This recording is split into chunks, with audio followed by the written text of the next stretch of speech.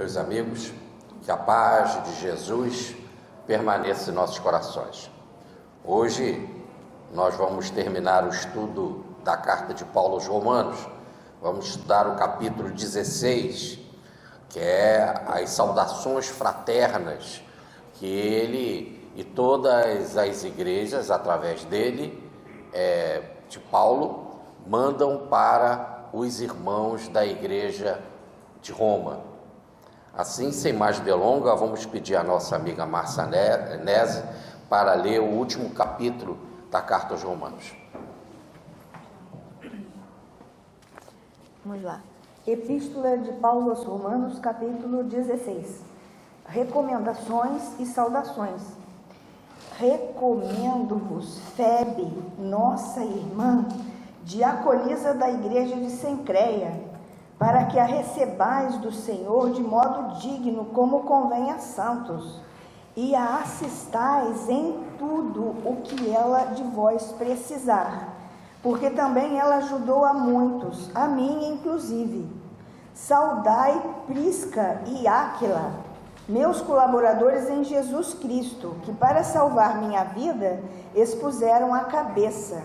Não somente eu lhes devo gratidão, mas também todas as igrejas da gentilidade. Saudai também a igreja que se reúne em sua casa. Saudai meu amado Epêneto, primícias da Ásia para Cristo. Saudai Maria, que muito fez por vós. Saudai Andrônico e Júnia, meus parentes e companheiros de prisão, apóstolos exímios que me precederam na fé em Cristo. Saudai Ampliato, meu dileto amigo no Senhor. Saudai Urbano, nosso colaborador em Cristo, e meu amado Estaques. Saudai Apeles, homem provado em Cristo. Saudai os da casa de Aristóbulo. Saudai Herodião, meu parente. Saudai os da casa de Narciso no Senhor. Saudai Trifena e Trifosa, que se afadigaram no Senhor. Saudai querida Pérside, que muito se afadigou no Senhor. Saudai Rufo, esse eleito do Senhor, e sua mãe, que é minha também. Saudai Asíncrito, Flegonte, Hermes, Pátrobas, Hermas e os irmãos que estão com eles. Saudai Filólogo e Júlia, Nereu e sua irmã e Olimpas, todos os santos que estão com eles. Saudai-vos uns aos outros com o ósculo santo. Todas as igrejas de Cristo vos saúdam. Advertência, primeiro pós-escrito.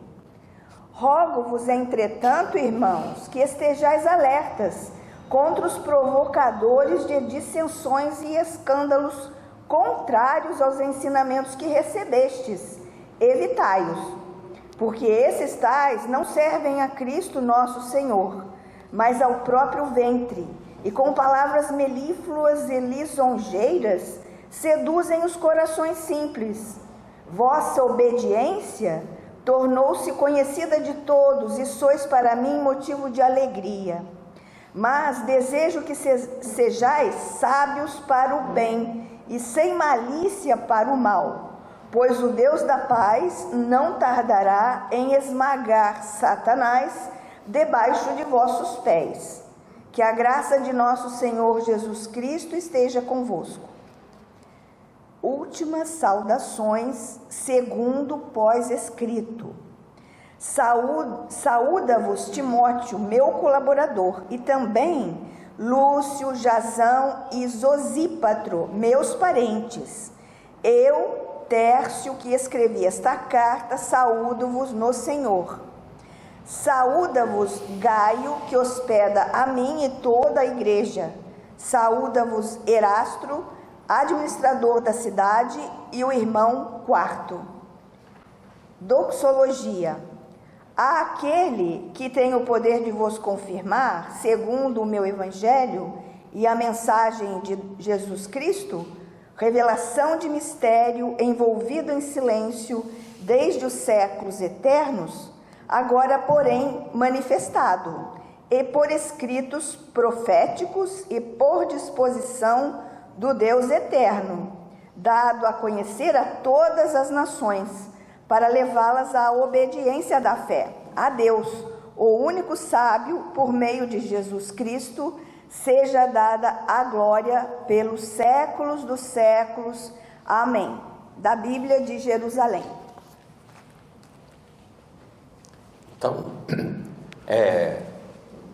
esse capítulo, como nós vimos, é um capítulo da saudação, né? Essa saudação, esse saudai, é como se Paulo estivesse dizendo assim: transmiti os meus cumprimentos, né?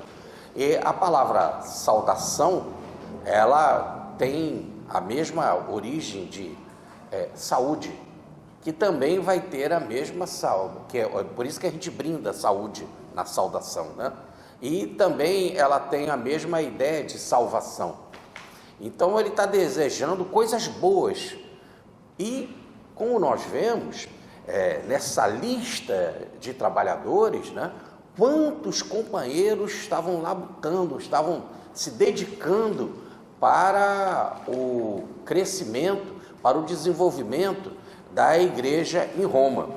E uma outra coisa que chama atenção é a quantidade de mulheres que Paulo saúda aqui nessa carta, né?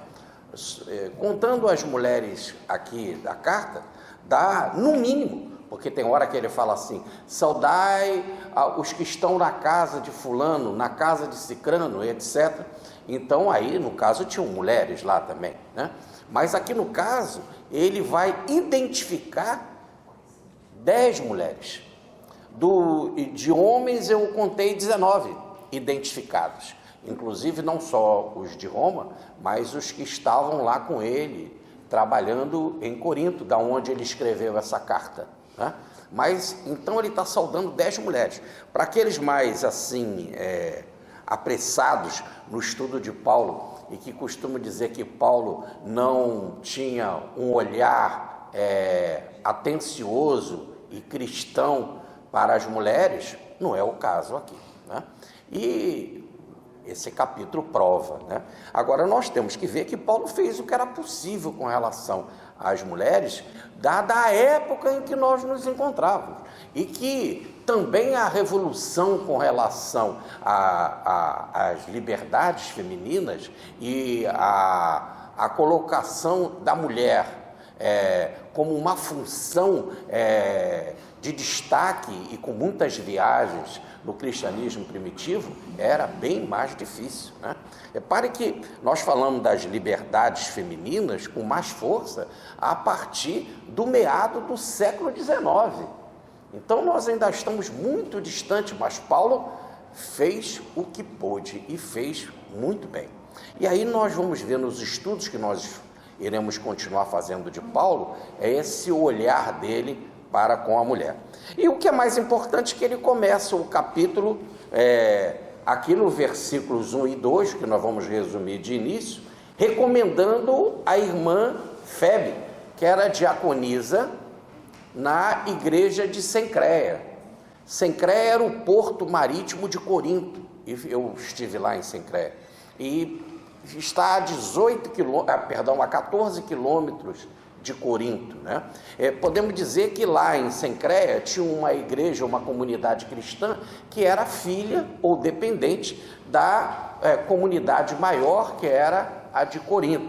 Então ele começa assim, recomendando essa irmã Febe, né? E pedindo para que ela fosse recebida no Senhor com hospitalidade, né? Fosse acolhida como Cristo acolheu a todos nós. E por que isso? Porque ela que será a emissária, ou melhor, a emissária heróica, como diz Emmanuel no livro Paulo e Estevão, na segunda parte, no capítulo 7, que vai levar a carta para Roma. Essa carta que ele está escrevendo, quem vai levar é a irmã Febe. E essa irmã Febe, ela vai levar, porque diz Emmanuel que ela vai visitar familiares, né? Os estudiosos das Escrituras tento levantar muitas possibilidades a nível de comércio, a nível de divulgação dos seus produtos, mas aqui nós temos essa especificação do Emmanuel com relação à visita a familiares. E ela foi essa mensageira. Agora repare que ele estava em Corinto e a mensagem ia chegar em Roma, no centro da capital, no centro do império, perdão, no centro do Império Romano, na capital, em Roma. E este é um documento fundamental da fé cristã.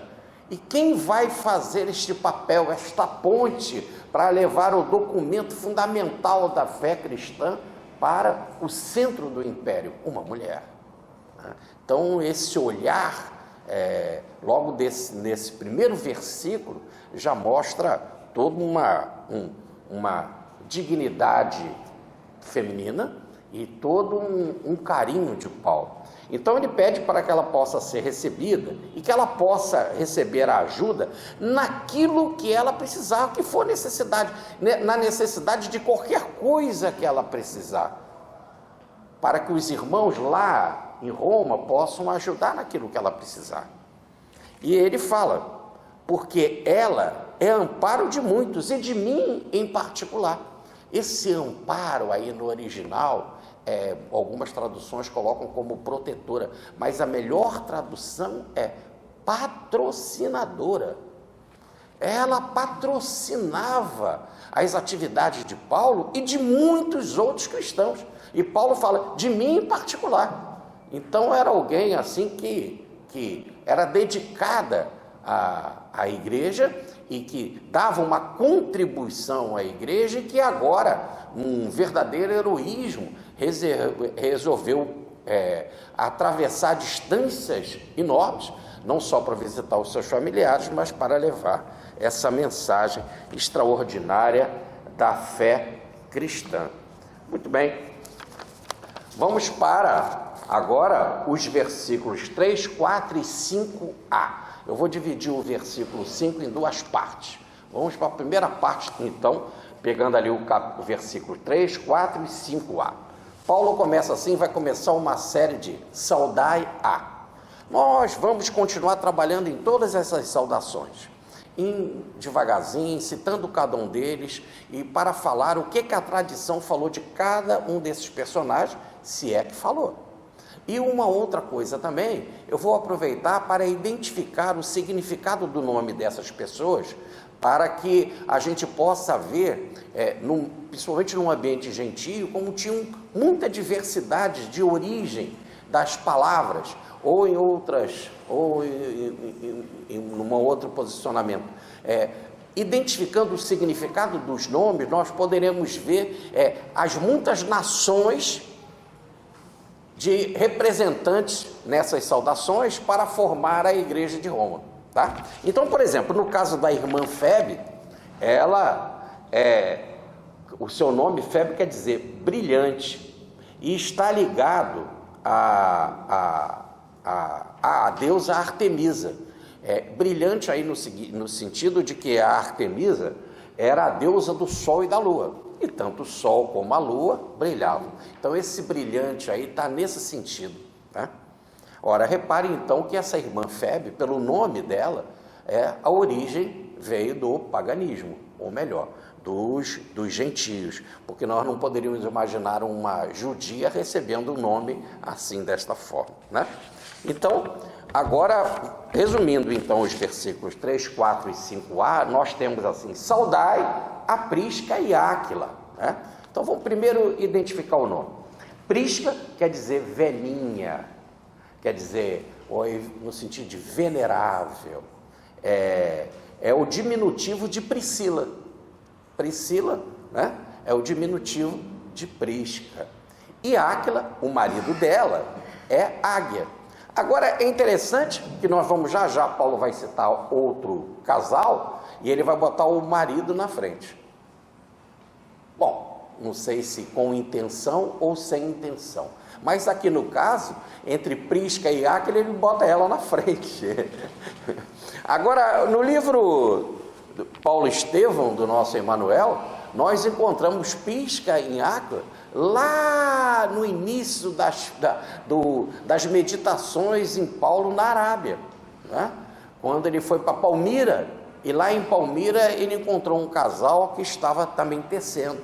E depois, com um desenvolvimento das conversas e com a confiança ali daquele trio, ele identificou neles judeus, e mais que judeus, que vieram fugindo das perseguições que ele mesmo também comandava contra Estevão. E ele ficou ali muito sem graça. E ali começa então a estabelecer uma conversa que os dois começam a falar do Evangelho.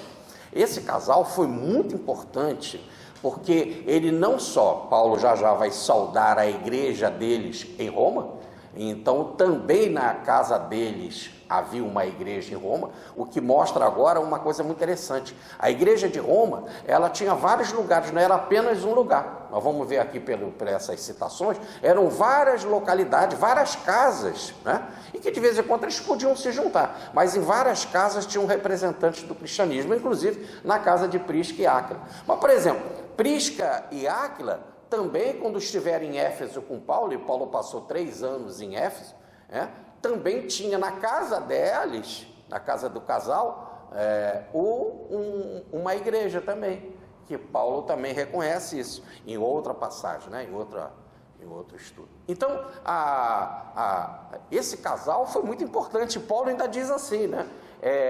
Eles são meus cooperadores em Cristo. E quando que as escrituras falam desse casal? Como ele é um casal muito importante, nesse caso, eu resolvi trazer aqui as citações. No Atos dos Apóstolos, está no capítulo 18, versículo 2, versículo 18 e versículo 26. Na primeira carta aos Coríntios, no capítulo 16, versículo 19. E na segunda carta a Timóteo, no capítulo 4, versículo 19. O corpo de Prisca estava enterrado numa estrada perto de Ostia, na Itália, como reza a tradição. Depois, o corpo dela foi trasladado para a igreja de São Áquila e Prisca, quer dizer, do casal. Existe uma igreja com esse nome, dos santos Áquila e Prisca, que fica no Aventino, na Itália. Então, segundo a tradição, o corpo dela, do casal, está lá nessa igreja no Aventino. E Paulo continua agora no versículo 4, né? Esse casal, pela minha vida, arriscou muito a cabeça deles. Quer dizer, em várias provações que Paulo passou, eles arriscaram a cabeça. E por que isso? Essa palavra aí, cabeça, está no sentido de pescoço. Então, eles iam botar o pescoço na madeira, né, para o cutelo, ou melhor, para receber a machadada, né? Mas, então, a palavra aí não é cabeça, é pescoço. Então, eles arriscaram o pescoço para ajudar Paulo, no que eu agradeço muito, e também toda a igreja dos gentios agradece o que eles fizeram, essa dedicação nesses muitos sofrimentos de Paulo. No versículo 5a, diz assim: saudai, então, a igreja que se encontra na casa deles. Então, volto a dizer, em Roma, também na casa deles, era um ponto de reunião de cristãos.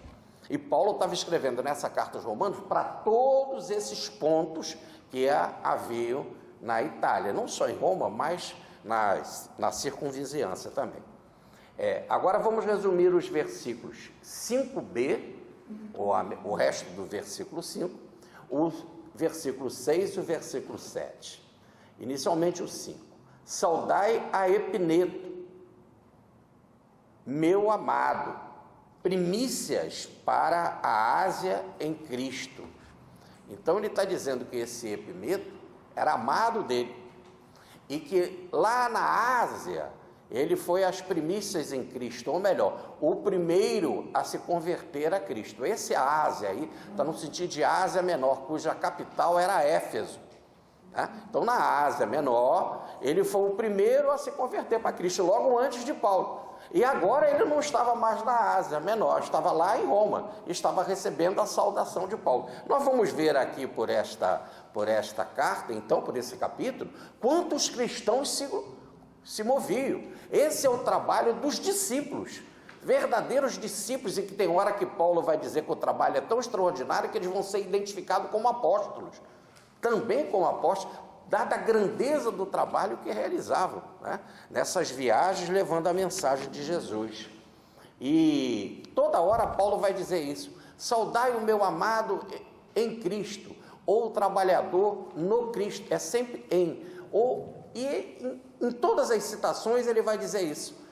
Por quê? Porque ele só identificava um trabalhador cristão, e só era realmente um trabalhador se tivesse em Cristo, e unidade mística com Cristo, que se estabelece pela fé. Sem este encontro místico, sem essa vivência interior de Cristo, não há verdadeiro discípulo, né? Então ele chama o Epineto de amado dele. Epineto quer dizer louvor. Esse nome também poderia até ser um judeu.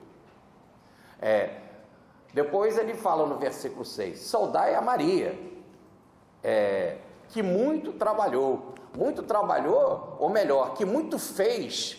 Trabalhou aí está no sentido de fazer, de realizar, que muito realizou, aí lá na igreja de Roma. Então, isso não quer dizer, se realizou, que ela parou de realizar, como poderíamos imaginar que agora ela tivesse velhinha e tal, e já não estava mais atuante. Não, ele está dizendo que muito realizou, quer dizer, que como foi importante o que ela fez, e dá a ideia de que continua também fazendo. Essa Maria, ela não é identificada, nós não sabemos que Maria, né, das muitas Marias citadas nas Escrituras, mas esse nome Maria vem de Míriam, e a primeira vez que é citado nas Escrituras é a irmã de Moisés, a Míriam, né? Talvez a melhor colocação seria ousada, e Míriam também é chamada no Antigo Testamento de ousada. Mas, no caso, eu fui fazer um estudo melhor do nome Maria, há mais de 60 possibilidades para esse nome. Se é assim, tá certo? Se é assim, deixemos os segredos deste nome ainda para ser guardados porta dentro da alma. Tudo bem? No versículo 7, ele diz assim: saudai Andrônico e Júnias.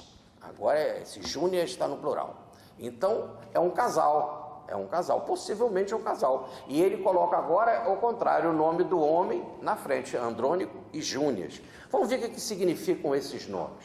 Andrônico quer dizer homem de vitória, e Júnias vem do deus Juno, que deu o mês de junho, tá certo?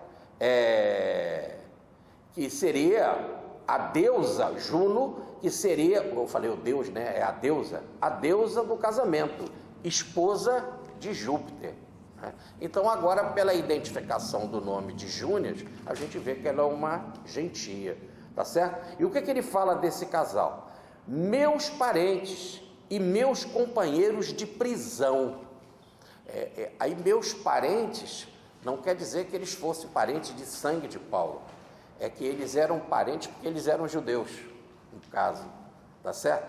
E aí no caso tinha esse parentesco divino, esse parentesco judaico.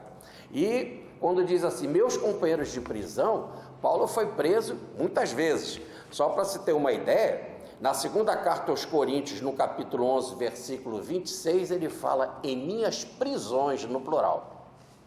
Há um dos pais da igreja, chamado Clemente de Roma, não fazer confusão com Clemente de Alexandria, Clemente de Roma, em sua epístola, ele diz que Paulo foi preso 7 vezes. Fica aí essa informação da tradição.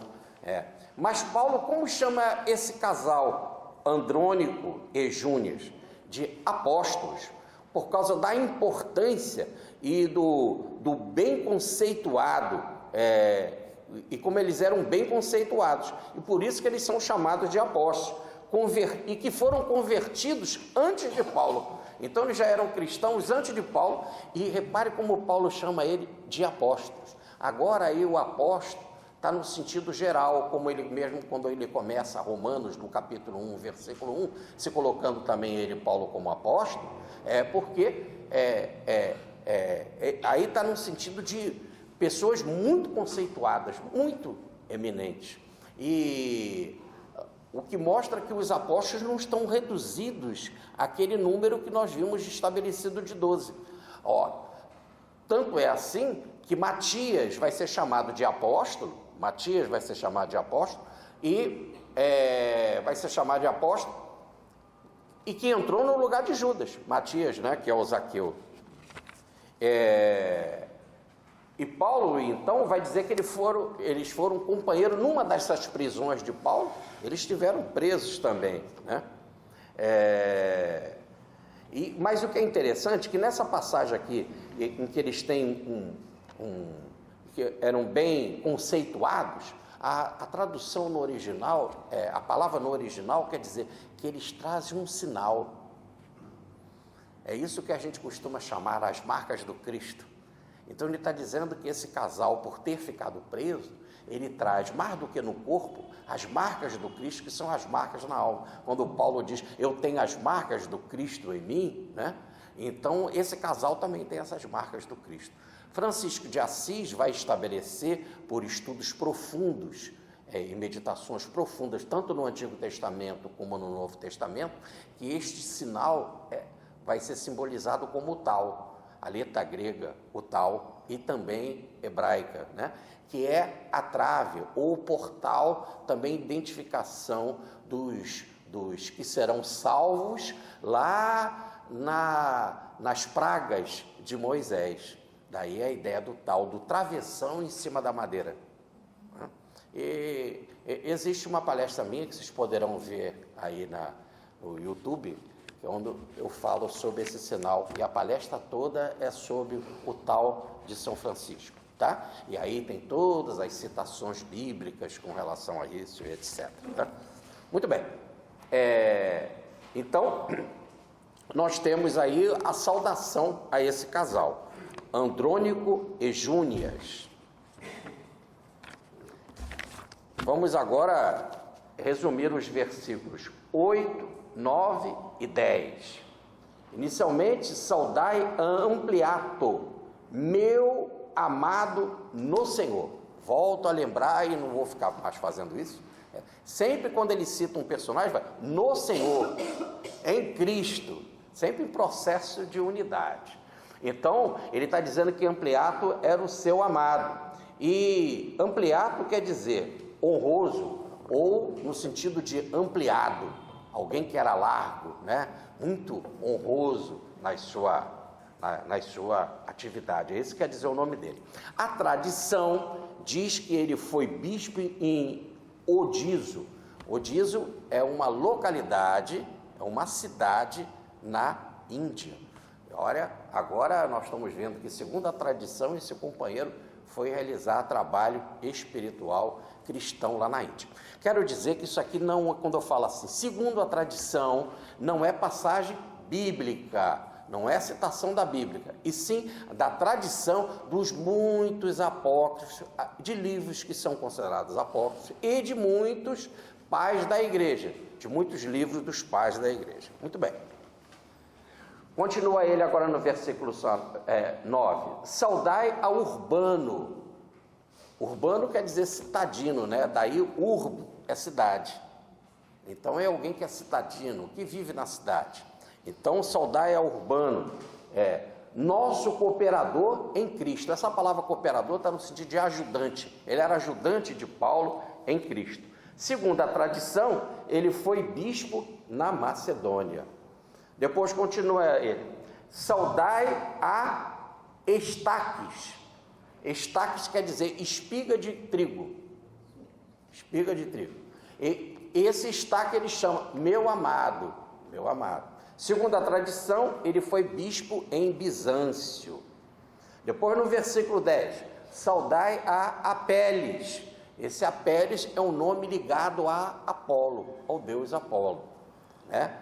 Que diz que foi aprovado em Cristo. Aprovado em Cristo é que ele foi provado nas muitas tribulações e continuou unido a Cristo. Então, aprovado está no sentido de foi provado em muitas tribulações, né? E, segundo a tradição, ele era um dos 70 discípulos do Cristo, aqueles 70 que saíram para pregar, e que tem muito mais do que 70 na tradição, né? E também foi bispo em Esmirna e em Heracleia.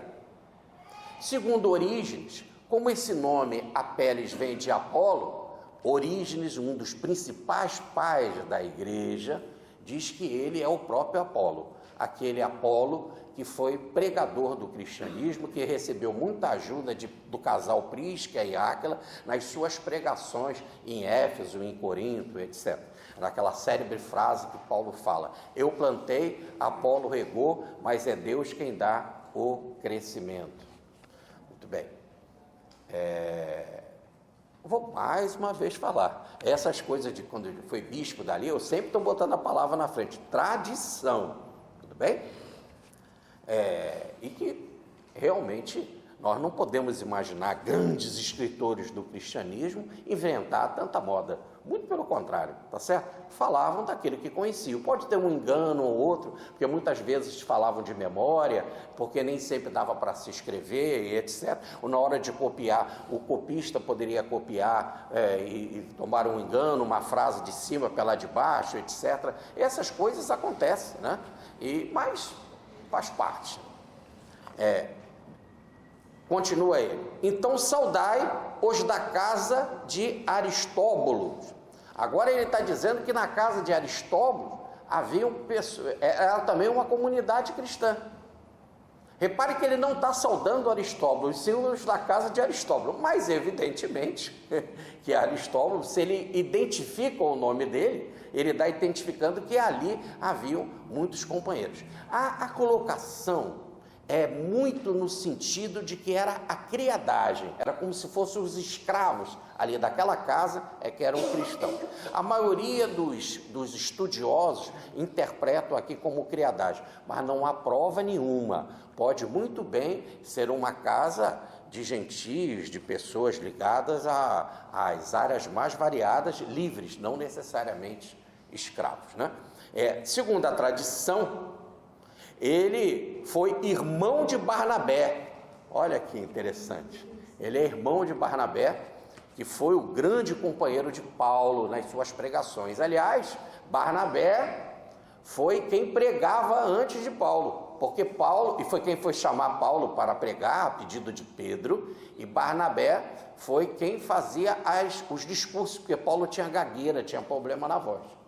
Então quem pregava era Barnabé. Depois a voz de Paulo abriu, né? E quando ele chegou em Antioquia de Pisídia, a voz dele abriu e ele então começou a pregar. E os dois também são chamados, inclusive o Barnabé, de apóstolos.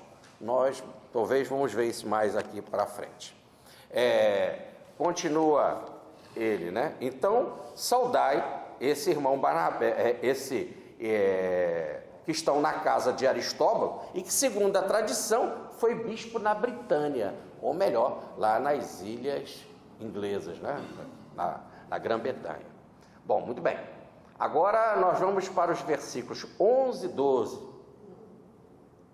Saudai a Herodião, meu parente. Então, também já fica estabelecido aí que, no caso, quer dizer um compatriota, né? Um judeu. E Herodião quer dizer, deriva do nome Herodes, e Herodes quer dizer heróico. Tá? Segundo a tradição, segundo um dos pais da igreja chamado Hipólito, ele foi bispo de Tarso, a terra de Paulo de Tarso, onde que Paulo nasceu. Segundo outros, ele também foi bispo em Petra, que hoje é considerado uma das 7 maravilhas do mundo moderno, né? Onde fica o povo os nabateus, né? O primeiro filho de Ismael. É lindo, Petra, é algo assim indizível. Bom, e também, segundo a tradição, ele é colocado, esse Herodião, como um dos 70 discípulos do Cristo. Depois, agora ele vai dizer: saudai a casa de Narciso, os que estão no Senhor na casa de Narciso. Aqui é interessante que ele não está saudando Narciso, e sim a casa de Narciso. Mas como ele cita o nome Narciso, Narciso também, evidentemente, está sendo saudado, né? Narciso é da lenda lá grega, né? Que quer dizer estupefaciente, narcótico, porque ele ficou embevecido por ele mesmo, né? E olhando na água, vendo seu reflexo, ficou encantado. Mas isso foi uma praga, podemos dizer assim, da deusa da lei de causa e efeito, porque ele não quis amar Eco. E como ele não quis amar Eco e ficou amando a si mesmo, ele foi castigado e ficasse fascinado por si mesmo. Daí essa ideia de moto contínuo, de o seu nome também não só querer ser maravilhoso, fenomenal, extraordinário, mas também narcótico. Bom, mas isso é a interpretação do nome. Segundo a tradição, e aí é preciso, porque está no livro do Pseudo Hipólito, ele foi bispo de Atenas. No versículo 12 diz assim: saudai a Trifena e Trifona. Trifena quer dizer deleitável. Olha, é engraçado, né? Esse nome Trifena, a gente pensa que é uma coisa assim, que não é bonito, né? Mas quer dizer deleitável. E Trifona quer dizer delicada. Delicada. Agora, as duas são muito bem identificadas, e como as duas estão juntas e com nome muito parecido, né? São irmãs, os estudiosos questionam se elas não são gêmeas, por estarem juntas. Agora, a Trifona, a Trifena, ela é conhecida num livro que são os Atos de Paulo e Tecla, que era uma novela da época do cristianismo primitivo. O Emmanuel identifica o caso. Nós estivemos lá visitando a igreja de Paulo em Icônia, onde que nós tínhamos ali a presença de Tecla, inclusive lá com uma pintura maravilhosa de Tecla e uma pintura belíssima de Timóteo, já não mais um rapazinho mais avançado em idade. Há um livro de Tecla, chamado o livro apócrifo de Paulo e Tecla, que é o seguinte: Paulo, quando foi pregar, ela ficou apaixonada por Paulo, e ela era noiva, e ela continua amando Paulo, né? E seguindo Paulo, e o noivo mandou perseguir Paulo, e Paulo foi preso, foi chicoteado, e quando ia para outras cidades, né, até que chegou lá em Icônia, sempre sofrendo reprimenda, porque esse noivo se sentiu muito perseguido, né? Muito bem. Emmanuel, no livro Paulo Estevão, diz que ela passou um pouco dos limites desse seu afeto, né? Trazendo até algumas dificuldades sérias para Paulo. Mas não vamos colocar que ela também não estava, primeiro, com o direito de amar, né? Que nos respeite aqui o nosso querido Emmanuel, mas também com ligação do passado, sem dúvida, com Paulo, né? Por que essa coisa assim é tão fascinante por Paulo? Eu sei que toda a tradição diz que ela morreu bem velhinha e numa gruta, e a vida inteira dedicada a Paulo. E coloca nessa novela que conta esta vida, né?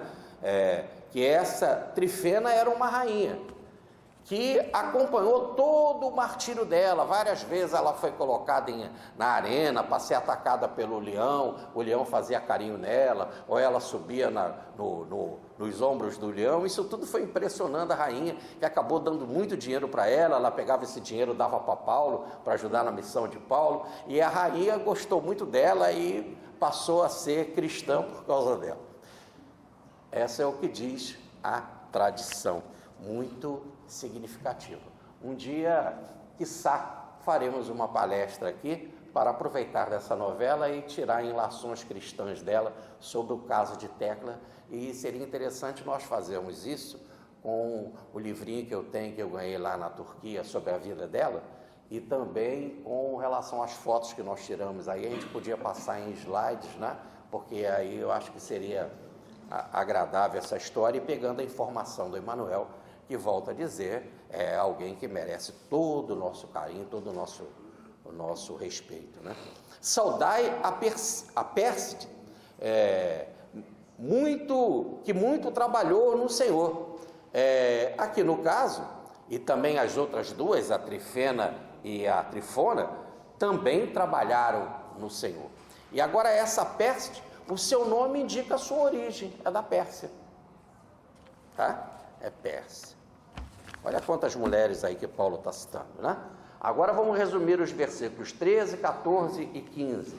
Saudai a Rufo, eleito no Senhor. Esse eleito aí está no sentido de escolhido por Deus, no sentido de que era uma pessoa eminente ou distinguida, uma pessoa que merecia toda a nossa distinção. Por isso que ele fala que era eleito no Senhor. E quem é esse Rufus, né? Segundo a tradição, o nome Rufus quer dizer vermelho. Segundo a tradição, e aí agora só podemos afirmar que é esse Rufus, tá certo? Mas Marcos, no seu capítulo 15, versículo 21, diz que o irmão de Rufus se chamava Alexandre. Nós não sabemos se esse Rufo era o mesmo, tudo bem? Mas, segundo a tradição, era o irmão de Alexandre. E os dois eram filhos de Simão. Que Simão? Simão Cirineu, aquele que carregou a cruz do Cristo. Sendo assim, agora, esse filho daquele que carrega a cruz do Cristo, que ficou fascinado, e diz toda a tradição que ele passou a ser cristão realmente por causa disso, né? A sua família ficou também. E aí ele agora, Rufo, está pregando aonde? Lá em Roma, tá? Então, ele era irmão de Alexandre. Diz a tradição que ele era um dos 70 discípulos e que ele foi bispo da igreja de Tebas, logo no Egito. E agora veio uma informação muito linda, lindíssima, que ele diz assim: então saudai também a sua mãe, a mãe de Rufus, saudai ela, porque é minha mãe também. Muito bonito esse amor fraternal de Paulo. Então eram pessoas muito ligadas, segundo a tradição e segundo essa informação de Marcos, à origem do cristianismo, às dores da cruz, e agora viviam no exercício do bem cristão, e que tinham todo esse carinho especial por Paulo, né? Olha que coisa linda, sua mãe e minha mãe também. Agora os versículos 14, no versículo 14, ele faz um resumo assim, bem amplo. Ele diz: saudai a Assíncrito, a Flegonte, a Hermes, a Patrobas e a Hermas. Vamos lá, para cada nome. Assíncrito quer dizer incomparável. Flegonte quer dizer ardoroso.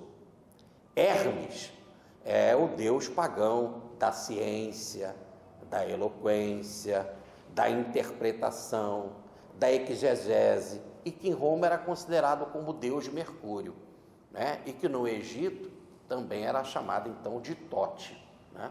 Ali nós temos em Hermes, nesse nome Hermes, toda a tradição do tarô, da numerologia, da cabala, do horóscopo e de todas as tradições da paranormalidade que os egípcios, toda aquela cultura egípcia extraordinária, que foi sintetizada pelo conhecimento de Hermes, que gerou a palavra hoje moderna, hermético. E por que é hermético? Porque tinha de ficar fechado aqueles conhecimentos, porque faltava capacidade para a compreensão, né, daquele mistério, por falta de ciência ainda para se compreender. E eu queria aqui falar com relação a esse último, Hermas, que é o mesmo significado do nome Hermes, porque ele cita Hermes e Hermas. Hermas tem o mesmo significado, né? E ele fala assim: aos irmãos que estão com eles. Então esses 5 aqui formavam uma comunidade que tinham outros irmãos, eles eram os principais, mas outros irmãos que formavam uma comunidade cristã em Roma. E segundo a tradição, esse Hermas é o chamado pastor de Hermas. Na correria, eu esqueci de trazer o livro. Existe esse livro, é importantíssimo, o Pastor de Hermas, é um livro de moral do cristianismo primitivo, um dos livros mais antigos da história do cristianismo, um livro abençoado. Segundo a tradição, esse Hermas foi o escritor desse livro. E depois no versículo 20, saudai a Filólogo e Júlia, saudai a Nereu e sua irmã, e saudai Olímpias. Então vamos lá. Primeiro, Filólogo e Júnia, como ele identifica o Nereu e a sua irmã, então o primeiro aqui dá a ideia de casal, né? Então era um casal. Filólogo quer dizer amante da palavra, e Júnia vem da família, né? Daquela família de Júlio César, que quer dizer dotado de barba fofa. Júlio quer dizer dotado de barba fofa, e que gerou Júlio. Então, Júlia é também o significado do mês Júlio. Então, o Júlio era o mês para César. E quando assumiu Augusto, né? Augusto também gerou o mês de agosto. Por isso que os dois têm 31 dias, porque o Júlio e o Agosto não queriam ficar um com 30 dias. Então, tira de fevereiro e bota para a gente, porque nós somos iguais, temos poder igual. Muito bem. Então, agora o Filólogo e a Júlia eram casais. O Nereu e a sua irmã. Nereu quer dizer molhado, a palavra Nereu. E Olímpias é descido do Olimpo. O Olimpo era o céu grego, né? Então, descido do céu. E diz Paulo, e a todos os crentes que estão com ele. Agora significa que esse outro grupo, Filólogo e Júlia, Nereu e seu irmão, e Olímpias é nome masculino. Este grupo, esses daqui eram líderes de um outro grupo de cristãos. Olha quantos grupos então havia na cidade de Roma. Bom, muito bem. Agora o versículo 16, então tantos nomes a gente sempre esquece algum, né? Então Paulo resolve sintetizar e diz assim: saudai-vos uns aos outros com ósculo santo. Aí por que bota um ósculo, né? As traduções é com beijo santo. Mas começou a ter muito preconceito sobre esse tipo de saudação, e essa era uma saudação primitiva. O que Judas fez não foi uma coisa diferente, escandalosa, dar um beijo em Jesus. Era a maneira normal de se saudar. Então eu vou pegar aqui as tradições de beijo e vou trazer para vocês. Por exemplo, com relação ao beijo santo, que não era só nos rituais, não só nas cerimônias religiosas, mas nos encontros, né, e na fraternidade, nas saudações, se usava o beijo entre cristãos. Entre homem e homem, entre homem e mulher, e etc. Então vamos lá. Era uma prática primitiva. Atos dos Apóstolos, capítulo 20, versículo 37. 1 Tessalonicenses, capítulo 5, versículo 26. 1 Coríntios, capítulo 16, versículo 20. 2 Coríntios, capítulo 13, versículo 12. Filipenses, capítulo 4, versículo 21. E 1 Pedro, capítulo 5, versículo 14. Repare quantas vezes é citado o beijo santo nas Escrituras. Bom, agora, o beijo, no sentido religioso, já estava no Antigo Testamento. E o Antigo Testamento registra que havia um beijo, o beijo, inclusive entre religiosos gentios.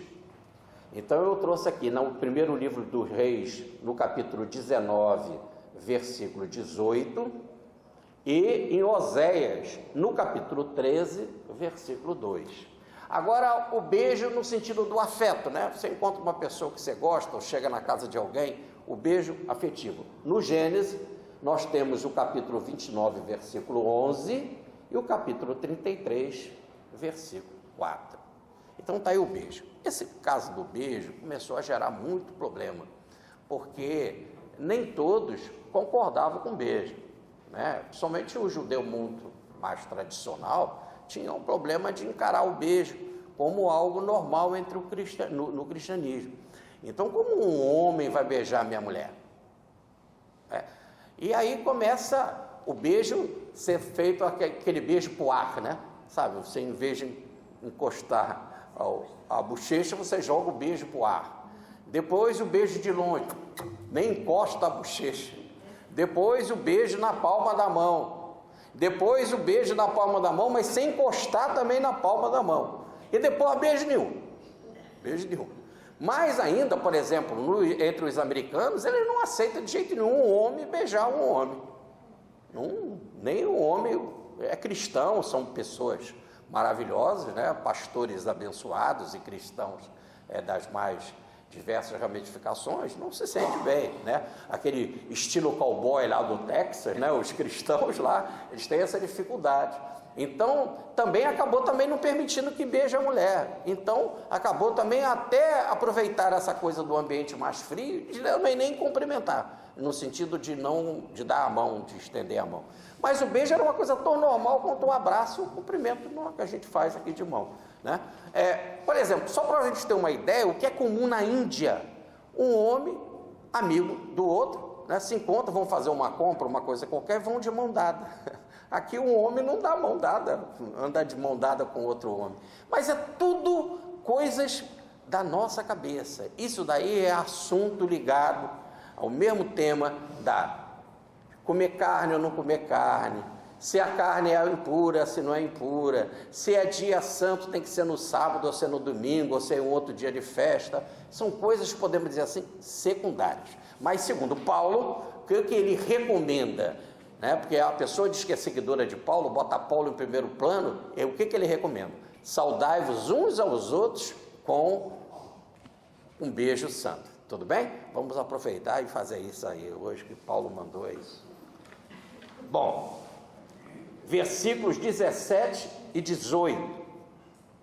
Rogo-vos, aí ele está falando agora para os irmãos de Roma ali, rogo-vos, notai bem,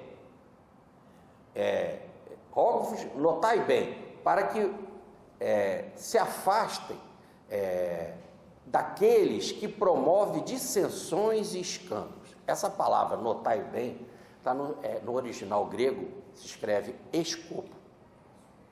E escopos está no sentido de alvo, de olho aberto. Para você olhar o alvo, e se você quer atingir o alvo lá com a flecha ou com uma arma qualquer, você tem que ficar com o olho bem aberto, para ver bem o alvo e bem atento, e com o olho bem aberto para identificar o alvo e acertar o alvo. Então essa palavra escopos está nesse sentido. Olha que legal.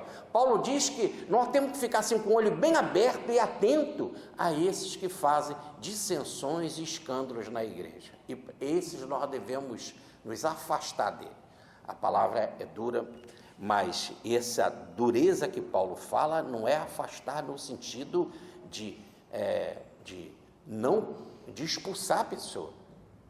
Não é expulsar. Afastar está no sentido aí de, podemos botar também, de evitar. Evitar o quê? Se a gente não vai afastar ela? Evitar o controle dela na igreja. Então, não que ela não possa frequentar um culto, receber a bênção no culto, uma palavra amiga, uma orientação, e ter a porta aberta para amanhã receber uma possibilidade de transformação espiritual. Nós não podemos fechar a porta do Senhor para ninguém. E nem é isso que Paulo está recomendando, mas ele está pedindo para a gente ficar atento, com o olho bem aberto. Por quê? Porque elas fazem coisas, essas pessoas, porque elas não servem ao Senhor. E como elas não servem a Cristo, o Deus dela, aquilo que elas se preocupam, o que elas servem é o ventre dela.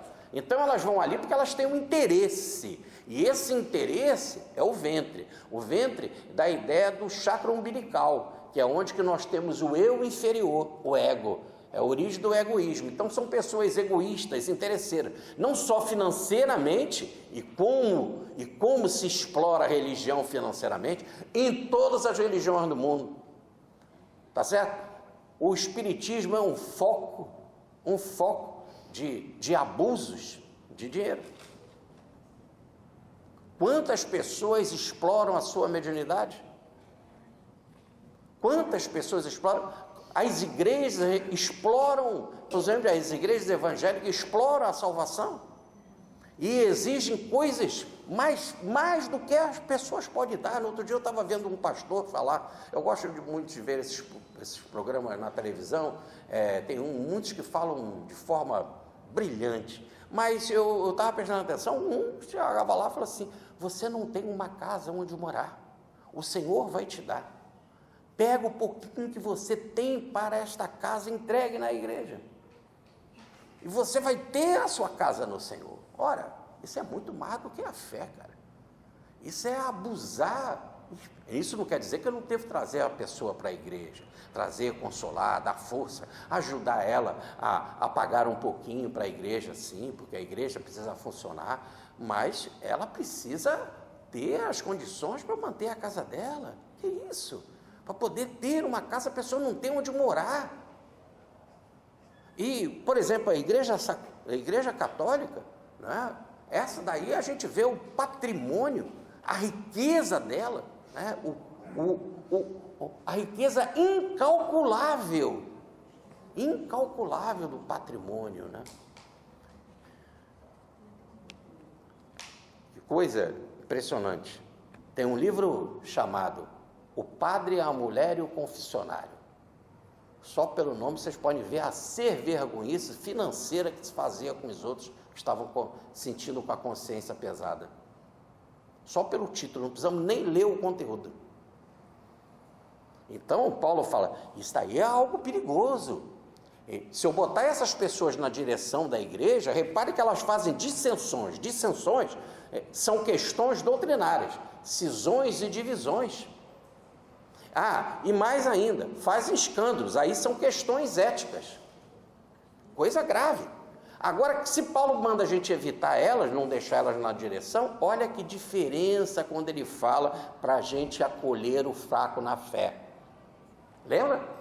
Aquele que não come carne, ou aquele que quer o dia do sábado, ou aquele que não quer que a gente tome vinho. Paulo diz para a gente acolher eles, e aliás diz até para a gente fazer restrição para que não seja escândalo para eles, não seja pedra de tropeço para eles, mas para esses que estão querendo botar o ventre como foco da vida deles e que querem destruir a igreja, cuidado, ficai atento. Ainda coloca Paulo aqui de forma bastante clara, né? O Deus deles é o ventre e eles usam palavras suaves e lisonjeiras. Essa palavra suave aí no original está no sentido de usam palavras boas, usam até palavras bonitas, até palavras boas, palavras que não são erradas, mas é que eles vão assim com essas palavrinhas, né? Quase sempre muda a voz. Já viu aqueles que fazem pressa assim? Jesusinho, eu sou tão pecador, Cuidado, o cara vem com essas palavrinhas que é pecado, vamos ver quanto que depois que ele vai te pedir.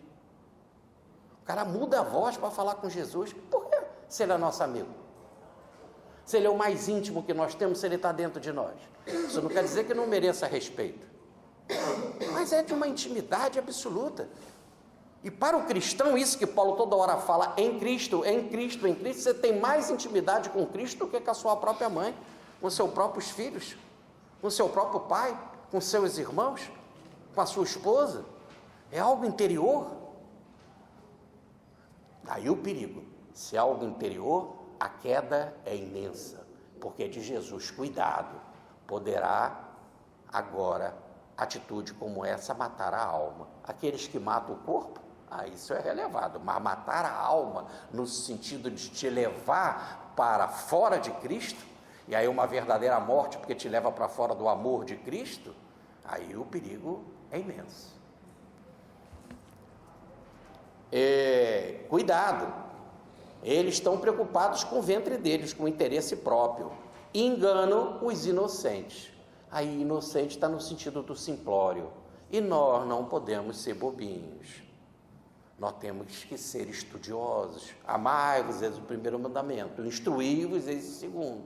Ficai com olhos bem abertos, olhando o alvo. Olha como fala Paulo. Então eu trouxe aqui uma passagem de Provérbios, no capítulo 14, versículo 15, que diz assim: o simplório acredita em toda a palavra, mas o prudente atenta para os passos dessa palavra, ou melhor, para os passos que as palavras das pessoas que estão usando essas palavras. Para onde eles estão indo? Qual é a direção deles?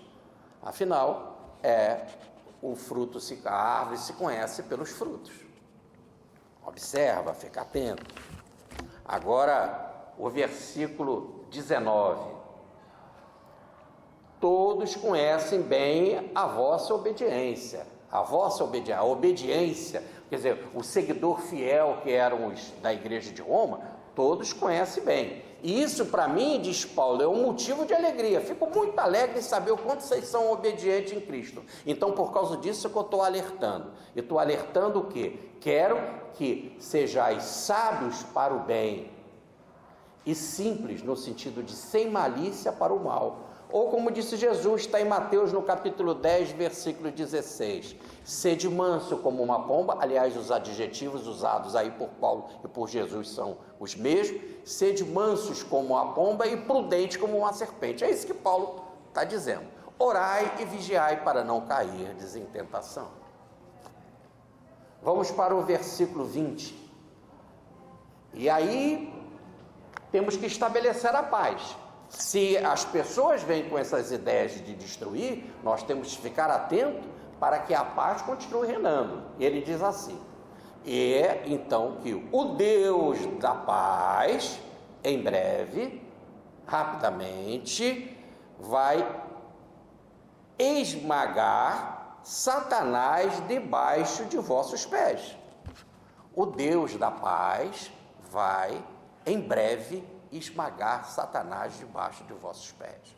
Essa passagem, sem dúvida, Paulo está fazendo uma referência a Gênesis, no capítulo 3, nos versículos 15, 16, 17, quando se fala da serpente que fez a tentação lá no paraíso, né? A suposta serpente, a astúcia que fez a tentação, e diz que o descendente da mulher irá pisar na cabeça na serpente com o calcanhar. O descendente, não quer dizer que é a descendência da mulher, não quer dizer que é a mulher que vai fazer isso, mas a descendência, no sentido, aquele que chegar no nível mais alto da mulher, através da mulher, que no caso é Cristo, o descendente maior dessa árvore genealógica. Nós temos que ver que a árvore genealógica, lá que está em Mateus e em Lucas, né, um vai gerando o outro, que vai gerando o outro, que vai gerando o outro, até que chega Cristo. É Cristo que vai realmente anular o mal. Agora repare que aqui ele está dizendo que o Deus da paz em breve vai fazer isso. E quase sempre costumam fazer aqui uma interpretação sobre a segunda vinda do Cristo, no sentido objetivo, externo. Não, aqui é a vinda do Cristo dentro de nós mesmos. No exato momento em que, por isso que ele fala em breve, se você ficar atento, de olhos bem abertos, se afastando desses do mal, desses que querem dividir a igreja, desses que querem trazer escândalo, questões éticas desequilibradas para a igreja, se você ficar bem atento e evitar eles e cuidar do bem, da paz, né? Esse mesmo Deus, então em breve, quer dizer, você já vai ficar maduro para que Deus, através de você, porque Ele está dentro de nós, venha esmagar a serpente debaixo dos nossos pés. Mas repare que é debaixo dos nossos pés demanda de um esforço meu também. É um esforço que é Deus quem faz, mas quem pisa, o instrumento sou eu. É porque nós gostamos muito de pedir aos anjos, pedir a Cristo, pedir a Deus, pedir a Maria, pedir aos Espíritos, para cuidar da gente. Me livre do mal. Não é isso. Não é que eles vão fazer isso. É muito justo pedir que eles nos ajudem a nos livrar do mal. E é realmente o poder maior, divino, que nos dá a grande defesa. Mas eu tenho que fazer por onde? Eu tenho que fazer por onde, porque se eu não tivesse de fazer por onde, Paulo não dizia, ficai atento, ficai com o olho aberto, veja aqueles que são astutos na igreja, que são representantes de Satanás, dessa divisão, e que quer usar da igreja para destruir, não só a obra da igreja, e te destruir também. Então, se você ficar bem atento e trabalhar no bem, ora, essa é a grande ajuda que Deus vai te dar, você vai anular o mal, que não vai ter domínio sobre você, não vai fazer morada em você, e será esmagado. Antes de eu aprofundar um pouco mais aqui esse conceito, eu queria colocar uma oração que Paulo faz, então, imediato, que é a oração para a gente invocar a Deus, para pedir essa ajuda, para que Ele intervenha, juntamente com a minha participação, com a minha boa vontade, para a destruição do mal. Que ele diz assim, que a graça de nosso Senhor Jesus Cristo seja convosco. Ora, se você tem a graça do Cristo, você tem a manifestação do Cristo contigo, você vai ser suficientemente maduro para ser instrumento de Deus, para que através dos seus pés possa o mal ser destruído, anulado. Tá? Eu queria trazer aqui a página que o Emmanuel fala sobre esse versículo. É muito bacana, está no capítulo 27 do livro O Pão Nosso. Eu vou pedir a Marçanese para ler para a gente, tá? É interessante a mensagem, uma bela interpretação. Esmagamento do mal. E o Deus de paz esmagará em breve a Satanás debaixo dos vossos pés. Paulo, Romanos, capítulo 16, versículo 20. Em toda parte do planeta se poderá reconhecer a luta sem tréguas entre o bem e o mal.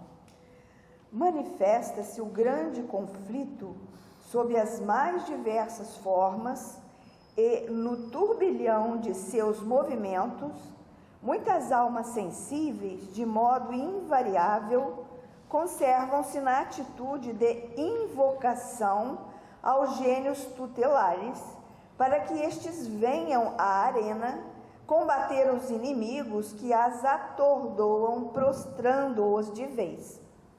Solicitar auxílio ou recorrer à lei da cooperação representam atos louváveis do espírito que identifica a própria fraqueza. Contudo, insistir para que outrem nos substitua no esforço que somente a nós outros cabe despender, demonstra falsa posição, suscetível de acentuar-nos as necessidades. Satanás, representando o poder do mal na vida humana, será esmagado por Deus. Todavia, Paulo de Tarso define com bastante clareza o local da vitória divina. O triunfo supremo verificar-se-á sob os pés do homem. Quando a criatura, pela própria dedicação ao trabalho iluminativo, se entregar ao Pai sem reservas, efetuando-lhe a vontade sacrossanta, com esquecimento do velho egoísmo animal, apreendendo a grandeza de sua posição de espírito eterno, atingirá a vitória sublime. O Senhor todo paternal já se entregou aos filhos terrestres, mas raros filhos se entregaram a ele. Indispensável, pois, não esquecer que o mal não será eliminado a esmo, e sim debaixo dos pés de cada um de nós. Muito bem. Então, já que tocou-se nesse assunto, vamos fazer aqui um levantamento desses personagens para a gente entender do mal, né? Quem é Satanás? Quem é o diabo? Quem são os demônios? Quem é o Beelzebu e, no caso, Lúcifer? Vamos fazer assim um geral das escrituras, né? Já que Paulo aqui está citando Satanás, então vamos lá, né? A palavra Satanás nas escrituras é a mesma palavra de diabo, só que Satanás está no hebraico e diabo está no grego. A ideia de dia, de divisão, é alguém que divide, que faz cisma, e que é a mesma palavra para adversário em português. Então, adversário de quê? Adversário da vontade de Deus. Então, se você está querendo falar aqui no português, você vai falar do adversário. E quem é Satanás? É todo aquele que é adversário da vontade de Deus, que personifica esses que combatem ou que são inimigos de Deus. Então, em português dá adversário. Se você usar o grego, é o diabo. Se você usar o hebraico, é Satanás. Repare que Jesus, conversando com os apóstolos, ele fala quem é o Cristo. Quando eles identificam que Jesus é o Cristo, né? Quando Pedro diz, tu és o Cristo, Filho de Deus vivo, Jesus diz então, e o que diz as Escrituras do Cristo? Aí eles falam, né? E Jesus comenta também com eles, que o Cristo irá para Jerusalém, que o Cristo será lá entregue em Jerusalém, que será condenado em Jerusalém, que será crucificado em Jerusalém, etc, etc. Quando Jesus fala isso, né, identificando pelas Escrituras, pelo Antigo Testamento, o que acontecerá com Cristo, ele vai além e diz assim, olha, se as Escrituras falam que isso irá acontecer com Cristo em Jerusalém, então vamos para lá, levanta, vamos. E foi na frente, como um comandante, né? Um comandante em chefe, para que aquilo que é a vontade das Escrituras possam ser realizadas. E como Pedro disse que ele era o Cristo, o Filho de Deus vivo, e disse Jesus, não foi a carne nem o sangue que te revelou isso, e sim o meu Pai que está nos céus, quer dizer, você usou toda uma faculdade intuitiva para compreender pelo Espírito que eu sou o Cristo, e se as Escrituras falam isso do Cristo, vamos realizar, vamos para Jerusalém. Aí Pedro para ele, disse, não, peraí, Senhor, que ir para Jerusalém nada, esse negócio de cruz, isso machuca a cabeça, isso dói, isso não vai, Senhor, não vai. E Jesus disse, cala a boca, Satanás, vá de retro. E se fizermos a tradução toda da passagem, né, que aí ainda se coloca alguma coisa em latim, mas por que não em português? Então, cala a boca, adversário da vontade de Deus, vai de retro, vai atrás de mim, me obedeça. Ora, se as Escrituras falam isso de Cristo, e se as Escrituras foram ditadas por Deus, como Jesus mesmo fala, e as Escrituras não podem falhar, né? E as Escrituras não podem falhar, está em João no capítulo 10, versículo 35, se as Escrituras não podem falhar, nós temos que cumprir as Escrituras, e se as Escrituras foram ditadas por Deus, ora, veja, se a Escritura for ditada por Deus, se eu não cumpro as Escrituras, eu estou sendo contra a vontade divina. Então diz Jesus para Pedro, se é assim que as Escrituras falam, me obedece, vai atrás de mim. Quer dizer, eu estou lúcido, eu estou consciente com as Escrituras, me siga que você vai acertar. Cala a boca, Satanás. Quer dizer, aí Satanás não está dizendo que foram as forças do mal que pegaram Pedro para destruir. Você está sendo um adversário da vontade divina. Então repare que a palavra agora Satanás está sendo usada aqui para o homem. Toda vez que a gente quer fazer uma oposição à vontade divina, nós somos adversários dele. Somos Satanás, em grego seríamos diabo. Tudo bem? Muito bem. Agora vamos para a palavra demônio. E no original, o problema são as traduções. No original, toda vez que as Escrituras citam a palavra demônio, está sempre no sentido de um espírito que pegou alguém, ou de um espírito que quer pegar alguém. É lógico que esse espírito é um desencarnado, é uma pessoa que é um ser que não tem corpo, né? Um corpo físico, e que de alguma forma prejudica o outro, gerando as chamadas obsessões, as perseguições espirituais, os prejuízos espirituais, os laços, as armadilhas espirituais. E se eles são desencarnados e são inimigos e querem nos fazer o mal, eles não estão com Deus, são contra a vontade divina do amor. Então também todo demônio é um Satanás, porque é um adversário da vontade divina. Automaticamente, se eu estiver falando em grego, ele também será diabo, porque está fazendo algo que é contra a vontade divina, é um adversário da vontade divina. Agora vamos para a palavra Beuzebu. Jesus foi chamado de Beuzebu. Beuzebu, quando disseram para ele que ele fazia as curas que ele fazia por Beuzebu. E Jesus fala assim, inviável, Como é que pode uma coisa dessa? Como eu posso fazer cura por ordem de Beelzebul? Como é que o mal vai querer fazer o bem? Ele ainda mesmo fala, o mal vai querer dividir a sua casa? Ora, não tem lógica o mal dividir a sua casa.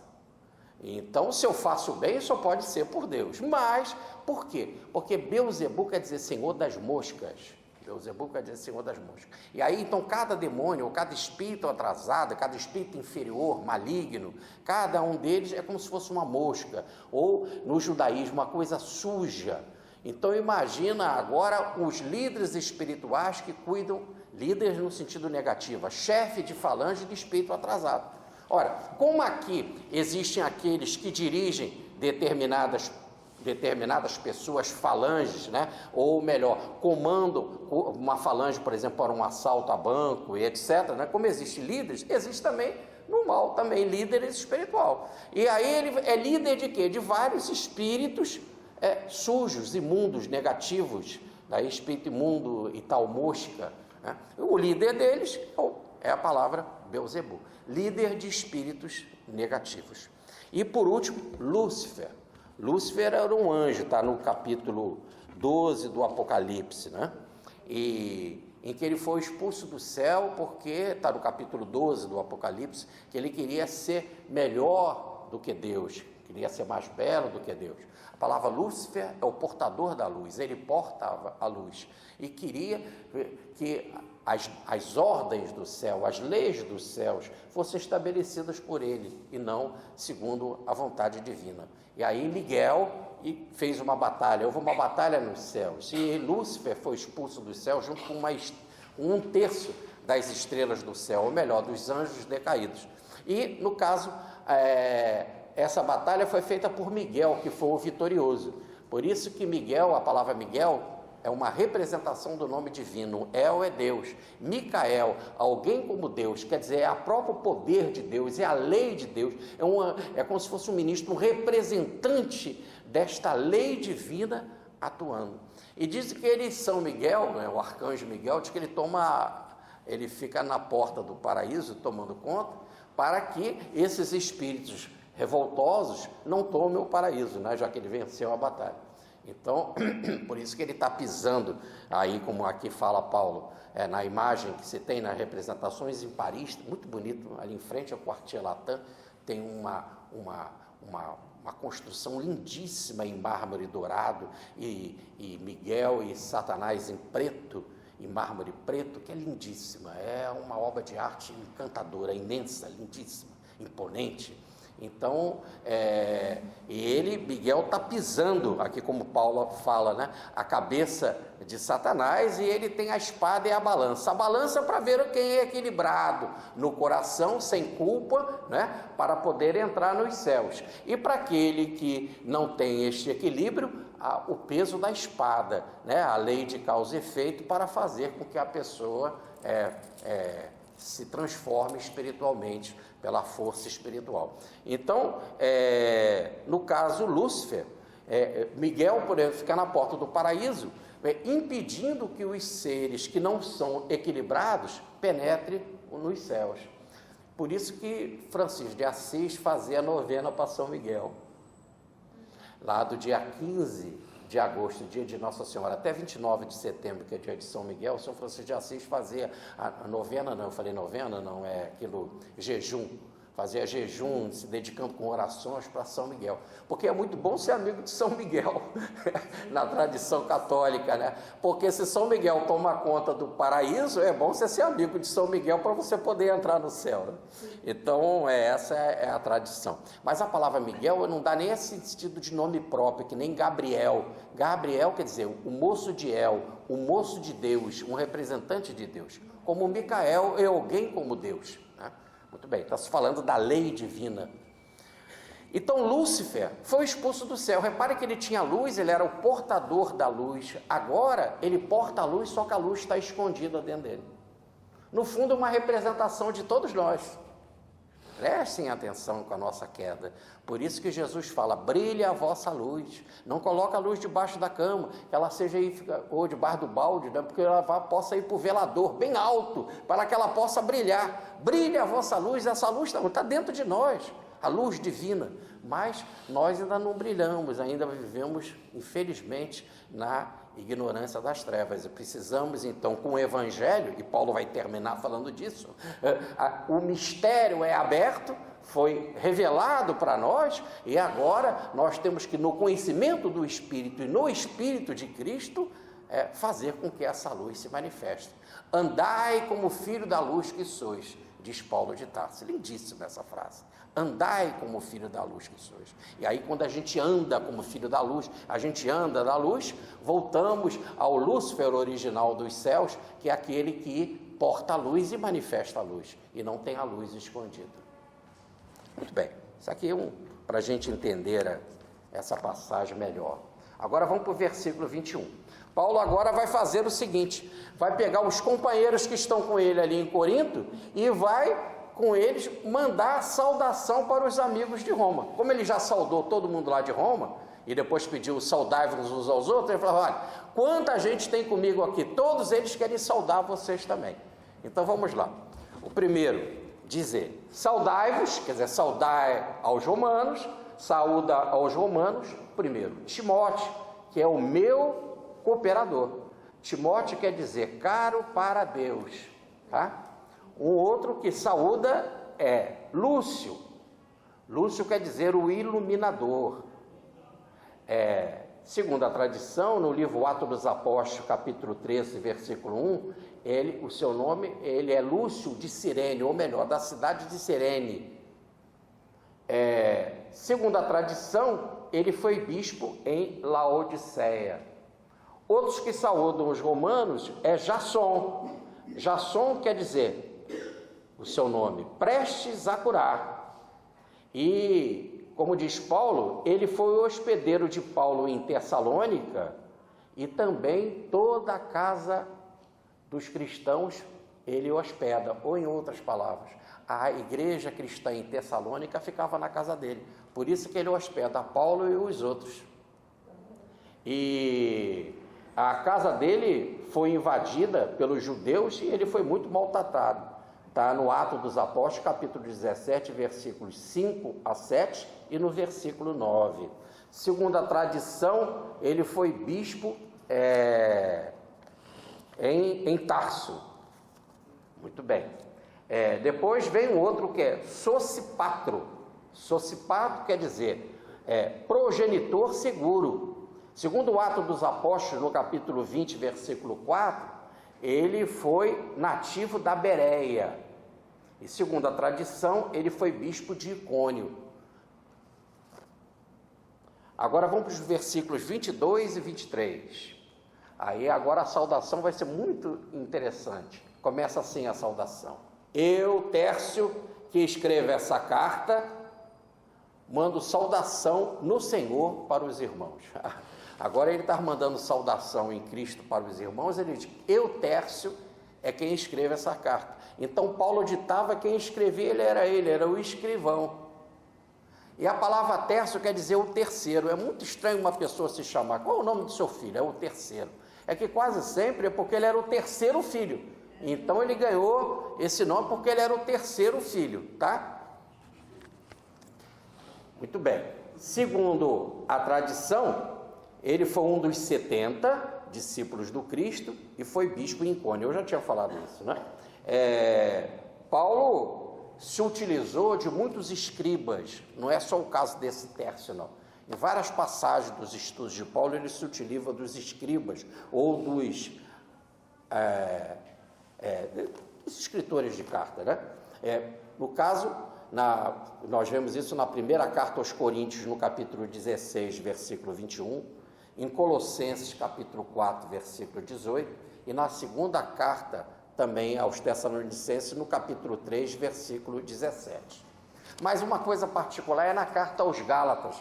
Na carta aos Gálatas, no capítulo 6, versículo 11, está dizendo que Paulo escreveu com as suas próprias mãos para a carta aos Gálatas, né?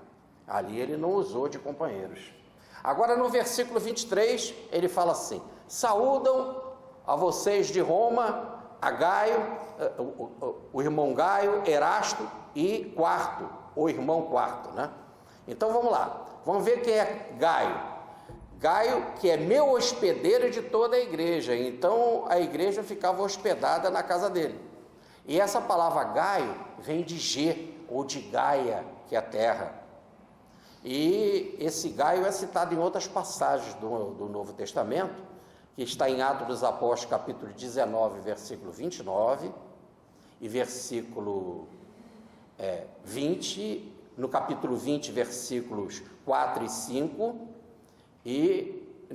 no capítulo 4, capítulo 20, versículo 4, e na primeira carta aos Coríntios, capítulo 1, versículo 14, diz que ele foi batizado. Gaio. Muito bem.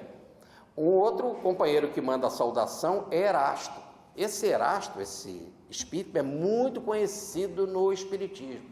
No Espiritismo nós temos na Revista Espírita, no Livro dos Médios, no Céu, Inferno e no Evangelho segundo o Espiritismo, muitas mensagens de Erasto. E ele era muito amigo, companheiro de Timóteo. Às vezes a mensagem vem assinada Erasto e Timóteo, né? Muito bem. Agora, o que é interessante é que Paulo diz aqui, tesoureiro da cidade, o administrador da cidade. Ele pegava as reservas, o coletor de impostos, ele pegava os impostos, o que ele recolhia, e investia na cidade. E quando ele foi promovido para diretor, administrador da cidade de Corinto, ele ficou tão feliz que ele fez uma obra pública em Corinto. E é muito interessante que foram feitas, e aí a história, agora não é mais tradição, foram feitas escavações e encontraram lá no patamar, no pavimento, a informação de que aquela obra foi feita por ele. Então, numa das minhas palestras eu mostro a foto desta pedra. Então, na inscrição está escrito assim: Erasto lançou este pavimento às suas próprias custas, em agradecimento por ter sido nomeado como edil, ou melhor, como tesoureiro administrador. Há agora uma passagem muito interessante entre os irmãos reformistas, de um médico, filósofo, teólogo suíço, um escritor eminente, que se chamava, ou se tinha por apelido, e dava para ele o apelido de Erasto, né? Se sentindo Erasto, uma encarnação de Erasto. Ele viveu de 1524 a 1583, e o seu nome, famosíssimo, Thomas Liber, grande opositor a Calvino. Muito bem.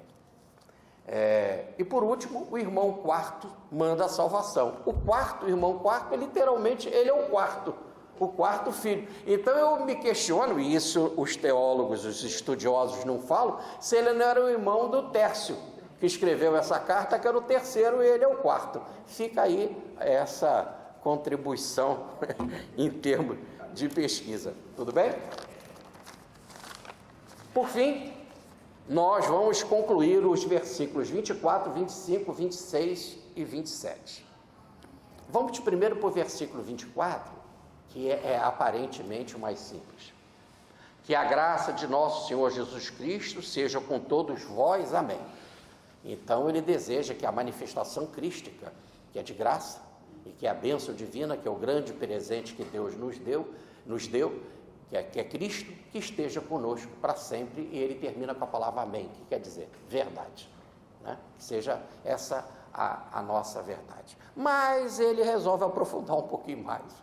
Paulo sempre gostava de continuar o discurso um pouco mais, e resolve fazer uma doxologia, quer dizer, uma prece mais ampla. Só que no meio da prece ele resolve fazer um estudo no meio da prece sobre o tema principal dessa carta, que é a redenção do ser humano, que é a confirmação nossa na salvação dada por Deus. Então ele começa a fazer a prece, ele se alonga em estudo para nós, e depois ele conclui a prece. Então, para ficar mais fácil, depois vocês leem com calma os versículos 25, 26 e 27, que eu vou resumir numa só tocada para a gente entender. Primeiro vamos pegar a prece. Ele começa com a prece, ele para a prece para fazer ele não para a prece, ele faz da prece um estudo, um comentário na prece, e depois ele conclui com a prece. Então vamos primeiro fechar a prece, vamos pegar o início e o fim dela, para ela ter princípio e fim, né?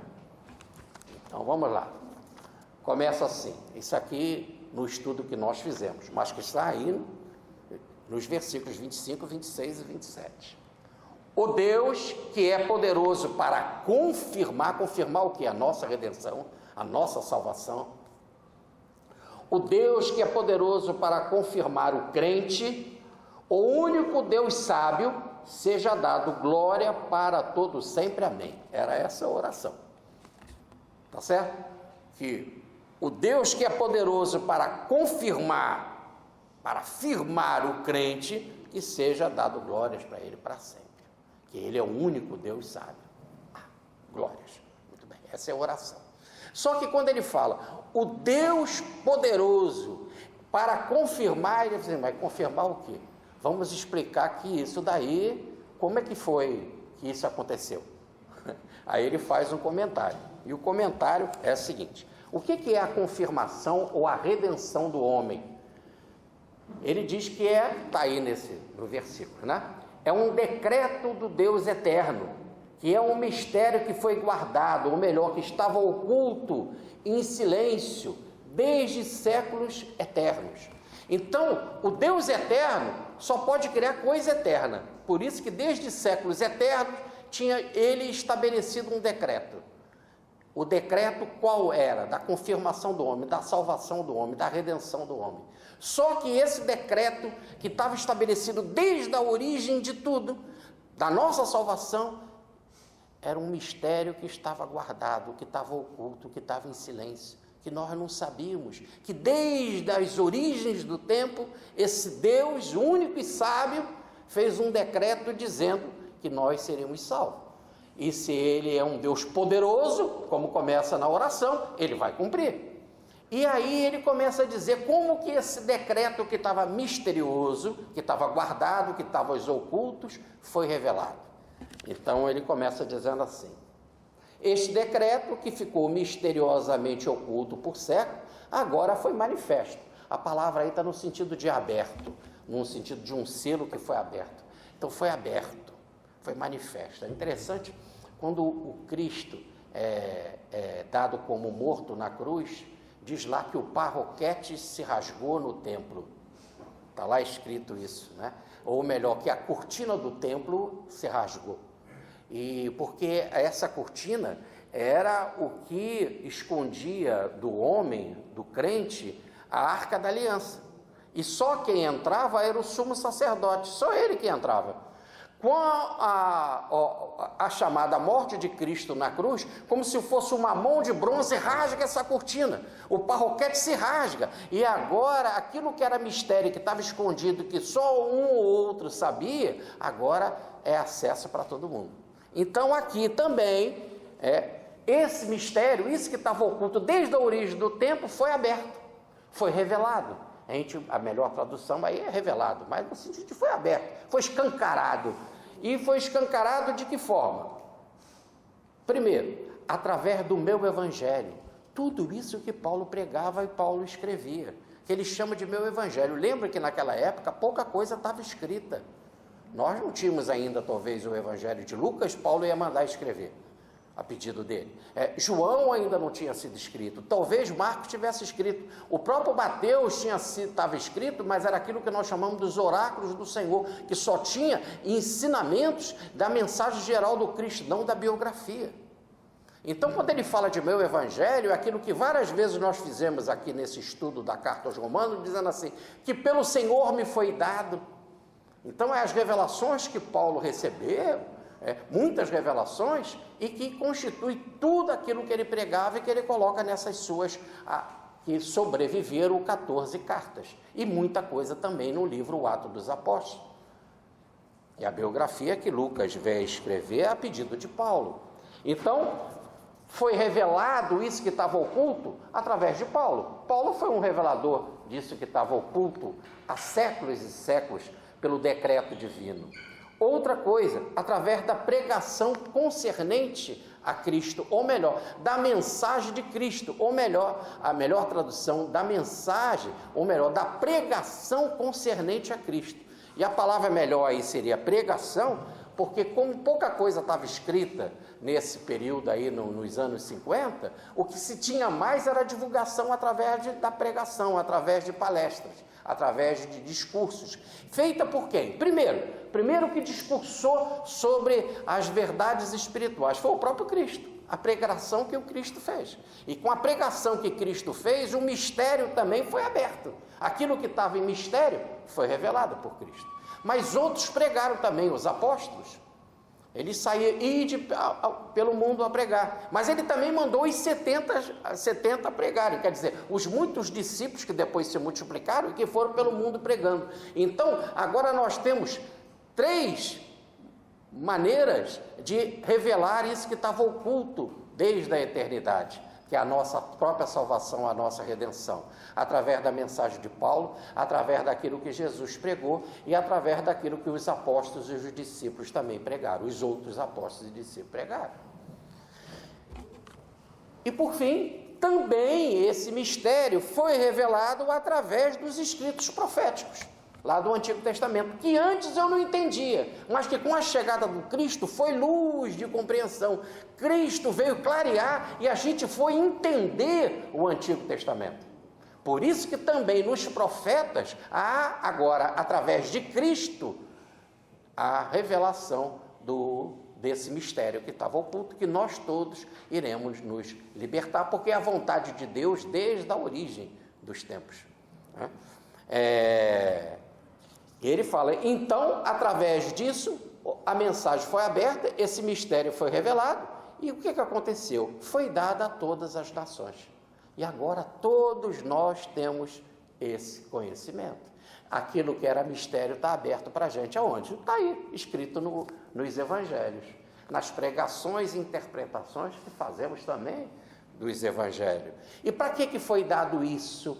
Para que a gente possa ter obediência na fé, na mensagem divina, na mensagem dos céus. Ora, aquela mensagem que não foi observada, e repare que a carta de Paulo, ela foca na queda espiritual, toda ela foca no pecado, e nós trabalhamos muito nesses muitos capítulos, a coisa do pecado, em especial a queda espiritual, e ele coloca todos nós responsáveis por isso. Qual foi o motivo? Foi pela desobediência. Vamos na linguagem bem popular, não deveria se comer do fruto da árvore proibida, e o homem desobedeceu, não fez da sua vontade propriedade divina, e no exato momento que ele desobedeceu, ele fez o maior erro, ele quis fazer a vontade dele, não a vontade divina. Por isso que Jesus fala que seja feita a sua vontade. E Paulo termina também dizendo, então, que a gente tem que aprender, agora com essa mensagem que foi revelada, a obediência. Que foi aquilo que a gente nunca quis ser, é obediente. É interessante que quando Francisco fala de pobreza, castidade e obediência, todo mundo entende a pobreza e a castidade. Mas a obediência é a coisa mais difícil. Porque a obediência a gente pensa assim, e o meu livre-arbítrio? Mas você quer livre-arbítrio para quê? Para não fazer a vontade divina? Ou você quer livre-arbítrio para fazer a vontade divina? Você quer livre-arbítrio para obedecer ao Detran ou não obedecer? E quando você não obedece à lei do Detran, acaba o teu livre-arbítrio. Ele toma a tua carteira. E você perde seus direitos. A mesma coisa quando você perde o direito divino, da cidadania divina, da filiação divina, quando você desobedece. Aí Paulo conclui, no entanto, a nossa salvação, a nossa redenção já estava estabelecida desde a origem do mundo, estava oculta. Agora desobedecemos, caímos, e Deus vai nos salvar, porque Ele é o único Deus sábio. Ele é poderoso para realizar aquilo que Ele prometeu, e Ele vai realizar. Já está aí o Evangelho de Paulo, já está aí o que Jesus pregou, o que os apóstolos pregaram, o que os discípulos pregaram. Agora nós entendemos também muito do Antigo Testamento, dos escritos proféticos, foi dado a todas as nações, não pode dizer que ninguém deixou de receber a mensagem do Cristo, está à nossa disposição. A nossa disposição para que esse material? Para a gente, mais uma vez, voltar para a lição primeira das Escrituras que está no Gênesis, obedecer à lei divina, deixar de ser rebelde e ser obediente à vontade dos céus. Muita paz, fica com Deus.